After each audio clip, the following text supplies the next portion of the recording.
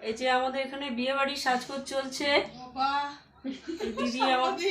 দিদি আমাদের মেকআপ শুরু করে দিয়েছে। আমি সবার আগে বসে পড়েছি, অনেক লাইন আর সময়ও বেশি নেই।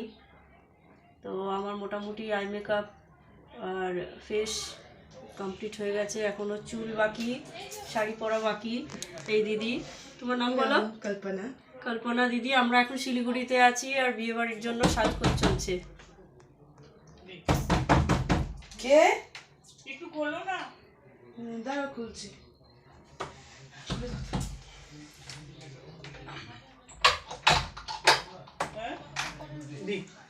কখন তুই একটা বালিশ দাও না, বললাম কি আমাদের চান্স কখন হবে? এখানে লাইন লাইন দাও, লাইন। দুজন দাঁড়িয়ে আছে। হ্যাঁ, এই যে দুজন দাঁড়িয়ে আছে। দুজন নুপুরদের হলে পরে যে আমরা ঢুকবো। কখন ঢুকে গেছে? সবাই ঢুকে গেছে। বলবো না আমরা নাম জেনে। ঠিক আছে, শোনো না বুনু, ওদেরকে সাজাও তারপরে আমাদেরকে ডাকবে। আচ্ছা, হ্যাঁ, কাউকে যে ডাকলেই হবে। ইসে সুন্দরী সাজবে নাকি?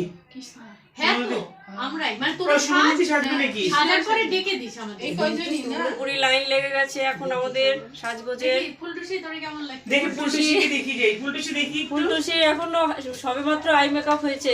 শুধু আমি আই মেকআপ দেখি ফুলটুসি। ভালো লাগতেছে ফুলটুসি। ভালো লাগতেছে। এই যে সবাই দেখতে চলে এসছে আমার মেকআপ কেমন হচ্ছে। হাই। আর তো ওরাও সাজবে, সবাই সাজার পরে দেখবো না, না, আমাদের বলছে। কেমন লাগছে। তো এখনকার মতো টাটা।